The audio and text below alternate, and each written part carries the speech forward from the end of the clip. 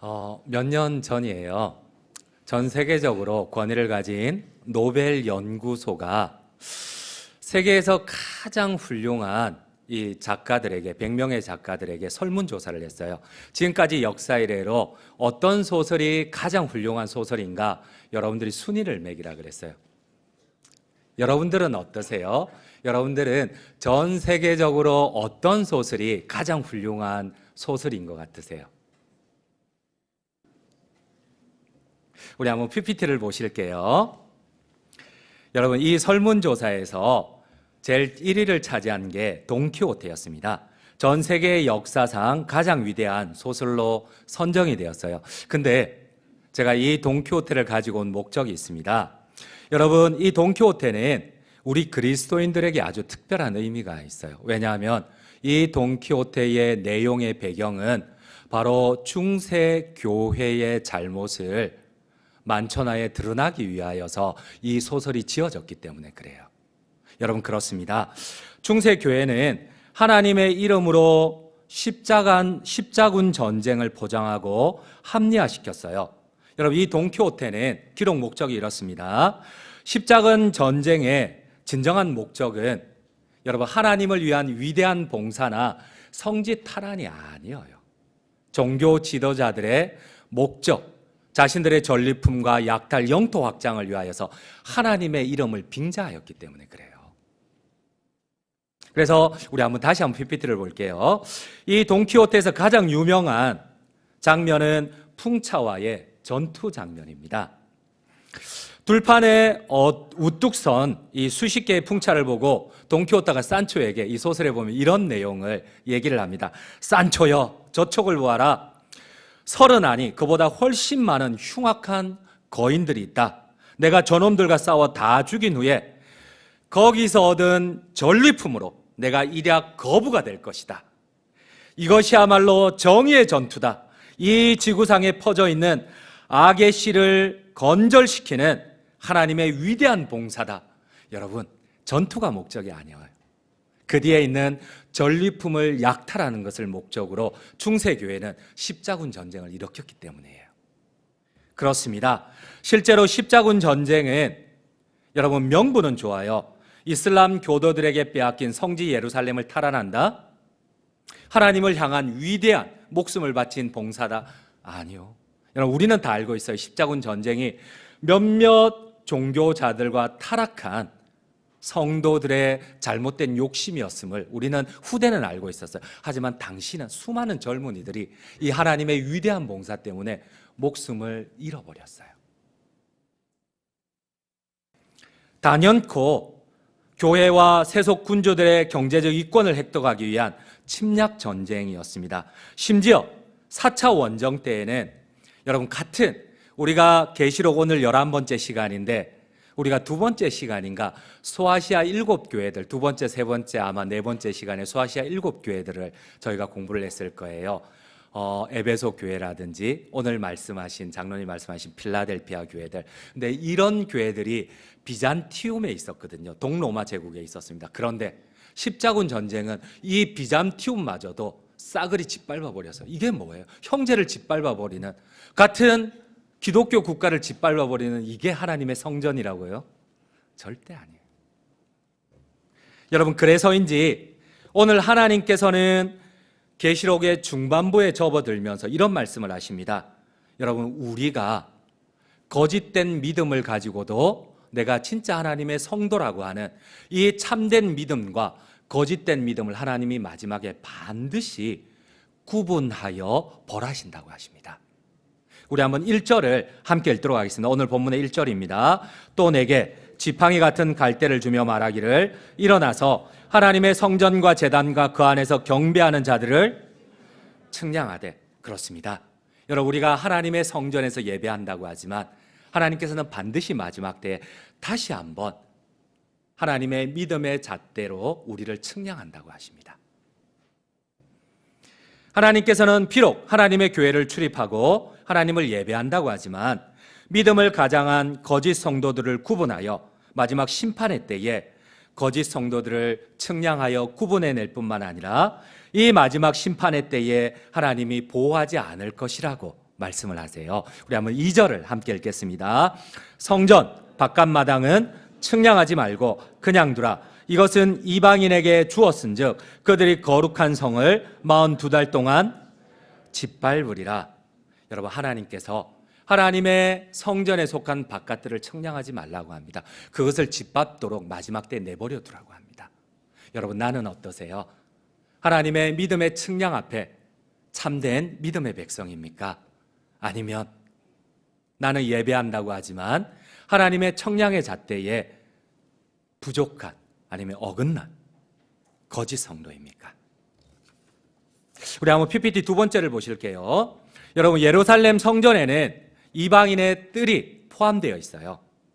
이방인의 뜰은 넓게 보면 성전에 포함되지만, 그러나 하나님께서는 오늘 계시록 중반부에 다음과 같이 말씀하십니다. 이 성전에 이방인의 뜰에 있는 이방인들은 내 소유, 내 백성이 아니라는 겁니다. 그들이 짓밟혀도 내가 그들을 보호하지 않을 것이며 마지막 때에 그들을 내버려 둔다고 합니다. 오늘 성경은 요한은 환상 가운데 하나님께로 지팡이 같은 갈대를 받습니다. 그리고 이 갈대로 하나님께서는 하나님의 전 안에서 예배하는 자들을 한 명 한 명 측량하라고 하십니다. 여러분, 나는 어떤 사람일까요? 여러분, 왜 하나님께서는 요한에게 측량하라는 명령을 주셨을까요? 또 측량의 대상인 성전과 제단에서 경배하는 자들은 누구일까요? 여러분, 오늘 우리는 하나님 앞에 경배하는 자들로 이곳에 앉아 있습니다. 이 하나님께서 마지막 때에 반드시 우리를 측량하실 것입니다. 그 측량 앞에 우리는 어떠한 모습일까요?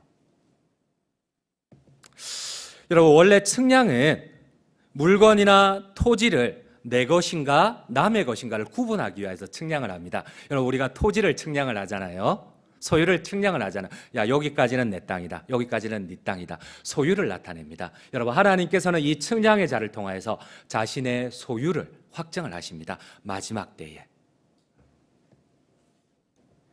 사람들은 측량을 통해 자신의 소유임을 밝히듯이 하나님께서는 비록 성전과 제단과 경배하는 자들 가운데서도 하나님의 백성인지 진짜 하나님의 소유인지 우리를 측량하시고, 하나님께서는 참된 믿음의 성도를 구분하여 친히 보호하실 것임을 우리에게 약속을 하십니다. 그러나 이 측량은 참된 믿음을 가진 성도들에게는 위로가 됩니다. 어떠한 상황에서도 하나님이 반드시 우리를 보호할 것임을. 그러나 이것이 때로는 우리에게 두려움이 되기도 합니다. 성도를 가장한 거짓된 믿음의 사람들에게는 피할 수 없는 하나님의 심판이 되신다는 사실입니다. 사랑하는 성도님 여러분, 나는 하나님께서 구분하시는 참된 마지막 때 하나님의 측량에 합당한 구원받는 믿음의 사람입니까? 아멘이십니까? 아멘입니다. 그렇다면 여러분, 오늘 하나님이 측량하시는 이 기준이 뭘까요?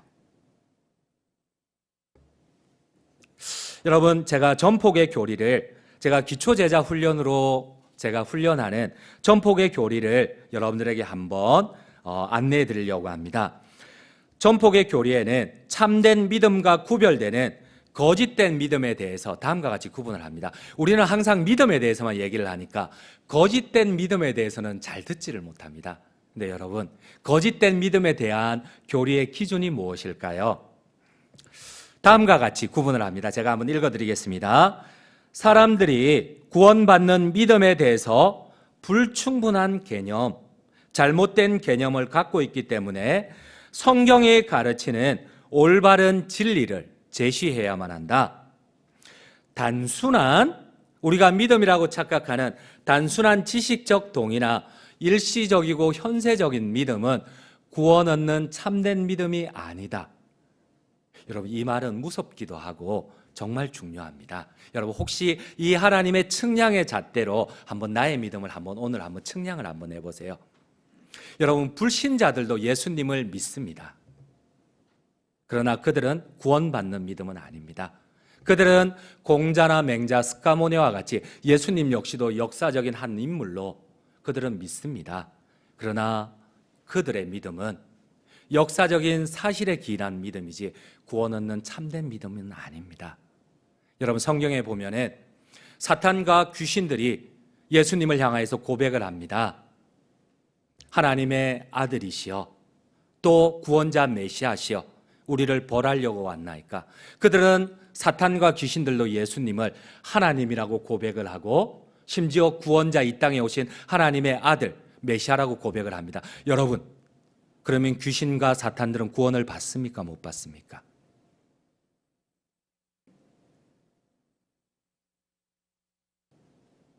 우리 한번 성경 말씀을 함께 보도록 하겠습니다. 마태복음 8장 28절 29절입니다. 함께 읽겠습니다.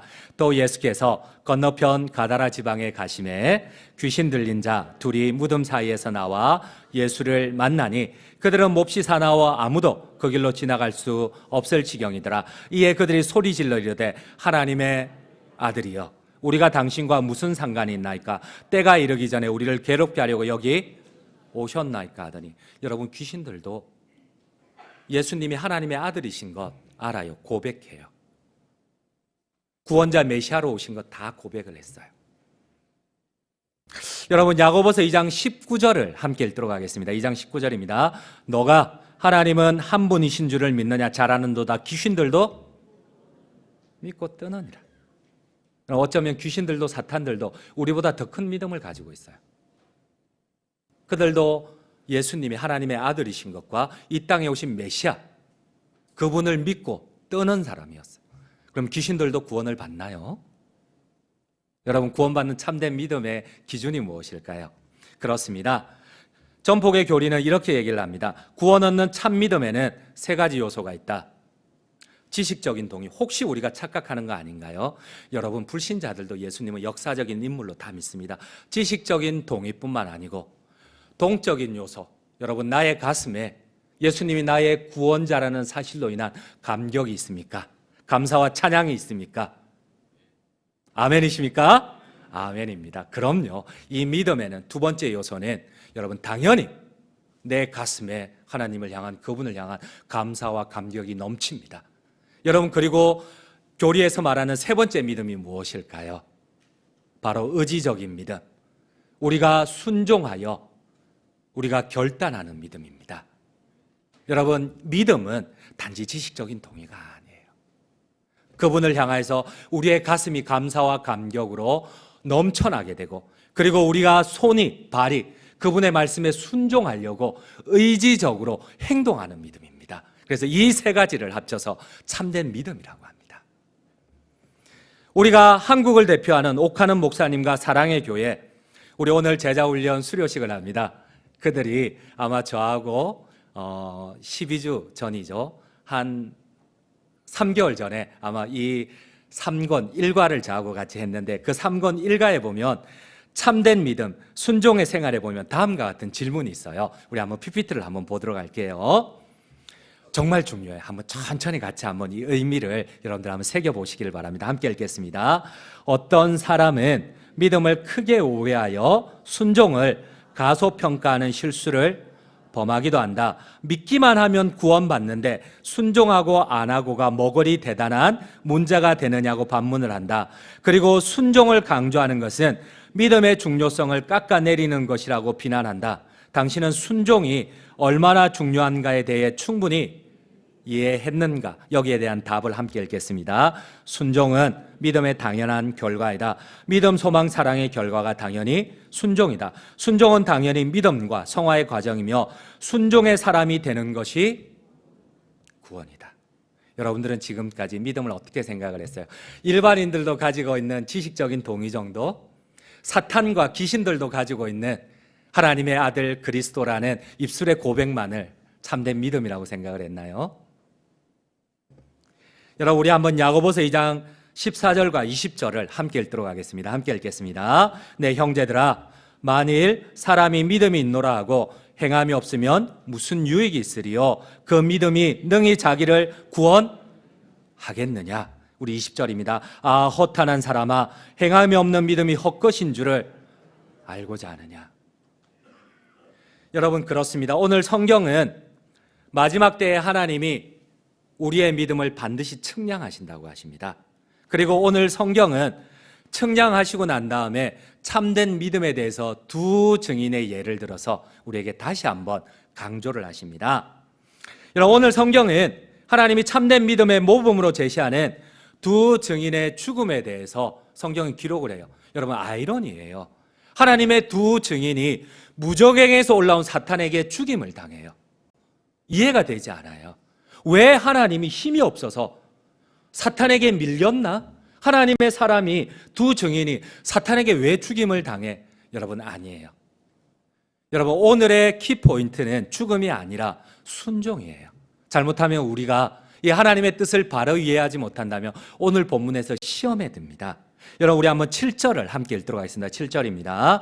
그들이 그 정언을 마칠 때에 무적행으로부터 올라오는 짐승이 그들과 더불어 전쟁을 일으켜 그들을 이기고 그들을 죽일 터인적. 그렇습니다. 왜 두 정인이 갑자기 죽습니까? 심지어 하나님의 두 정인이 사탄의 화신인 짐승과의 전쟁에서 죽임을 당하는 것은 마치 짐승이 하나님보다, 사탄이 하나님보다 더 큰 능력을 가지고 있는 것 같아요. 여러분, 오늘의 키포인트는 죽음이 아니에요. 이 두 증인이 원수를 삼키고 원수를 죽일 수 있는 힘이 있었지만은, 그러나 그럼에도 불구하고 하나님의 말씀에 순종하여 죽음의 길을 걸어갔다는 겁니다. 우리가 본절에서 주목해야 할 것은 두 증인의 죽음이 아니에요. 우리가 주목해야 할 것은 바로 참된 믿음의 증거인 순종입니다. 여러분, 그렇습니다. 오늘 두 증인을 등장시켜서 하나님께서 보여주고 싶은 참된 믿음의 기준인 지식적인 동의, 동적인 요소, 그리고 우리가 의지적인 믿음, 이 세 번째를 보여주기 위함입니다. 여러분, 이 두 증인의 놀라운 특징이 있어요. 여러분, 이 놀라운 특징을 우리 한번 계시록 11장 오늘 본문 5절을 한번 읽어보겠습니다. 함께 읽겠습니다. 만일 누구든지 그들을 해하고자 하면 그들의 입에서 불이 나와서 그들의 원수를 삼켜버릴 것이요, 누구든지 그들을 해하고자 하면 반드시 그와 같이 죽임을 당하리라. 여러분, 이 두 증인의 능력이 어마어마해요. 불이 나와서 원수를 삼켜버리고 심지어 자기를 해하려는 원수를 죽여버려요. 여러분, 이처럼 탁월한 능력을 가진 두 증인이에요. 여러분, 6절도 함께 읽겠습니다. 그들이 권능을 가지고 하늘을 닫고 그 예언을 하는 날 동안 비가 오지 못하게 하고, 또 권능을 가지고 물을 피로 변하게 하고, 아무 때든지 원하는 대로 여러 가지 재앙으로 땅을 막 하나님과 같이 하늘도 닫고 모세와 같이 하나님의 권능으로 땅을 심판할 정도로 이 두 증인이 원수를 삼킬 능력이 있어요. 근데 여러분, 이 두 증인이 성경은 이렇게 얘기를 합니다. 정언을 다 마칠 때, 하나님 앞에 그 순종을 완성할 때에 그들은 정말 바보처럼 죽어가요. 여러분, 참된 믿음의 증거가 무엇입니까? 그들은 원수를 해야 할 힘이 있었지만, 그러나 하나님의 말씀에 순종하여 그 길을 걸어가요. 우리 주님은 십자가 위에서 12군단이나 더 되는 하나님의 천사들을 보내서 그 로마를 쓸어버릴 수 있었지만, 그러나 하나님 앞에 순종하기 위하여 그 십자가의 길을 걸어가요. 여러분, 하나님이 말씀하시는 마지막 때에 하나님이 측량하시는 참된 믿음은 무엇입니까? 원수를 짓밟고 원수를 죽일 능력까지 있지만 그럼에도 불구하고 하나님의 뜻을 따라 끝까지 순종으로 믿음의 길을 걸어갑니다. 결론을 맺도록 하겠습니다. 저는 오늘 말씀의 결론으로서 이 두 증인의 또 다른 세 번째 특징을 여러분들에게 소개하고 싶습니다. 그들의 세 번째 특징은 이렇습니다. 그렇게 강한 능력을 가졌지만 순종하여 비참하게 죽는 그들을 하나님께서는 반드시 부활시켜 구원에 이르게 하신다는 사실입니다. 아멘이세요? 그렇습니다. 여러분, 순종, 믿음의 결과가 무엇일까요? 지식적인 동의가 믿음일까요? 아니면 순종하고 죽어갔지만 하나님께서는 그들을 하나님의 부활로 구원으로 마지막 완성시키시고 부활시켜 주세요. 오늘 결론이 되는 11장 11절을 함께 읽도록 하겠습니다. 11절입니다. 3일 반 후에 하나님께로부터 생기가 그들 속에 들어가매 그들이 발로 일어서니 구경하는 자들이 크게 두려워하더라. 그렇습니다. 오늘 성경은 참된 믿음에 대해서 믿음의 사람 두 증인, 순종의 사람이 이해되지 않는 환난을 당하여 죽임을 당합니다. 그러나 하나님께서는 그들을 완전한 부활, 완전한 구원에 이르게 하세요. 짐승에게 비참하게 죽임을 당할지라도 그 짐승이 하나님의 구원을 볼 수 있고 두려워할 수 있을 정도로 하나님이 부활시켜 주세요. 여러분들 아멘이십니까? 맞습니다. 그러므로 사랑하는 성도님 여러분, 참된 믿음인 순종을 통하여 하나님의 완전한 구원, 부활에 이르시는 모든 성도님들 되시기를 간절히 주님의 이름으로 축원드립니다.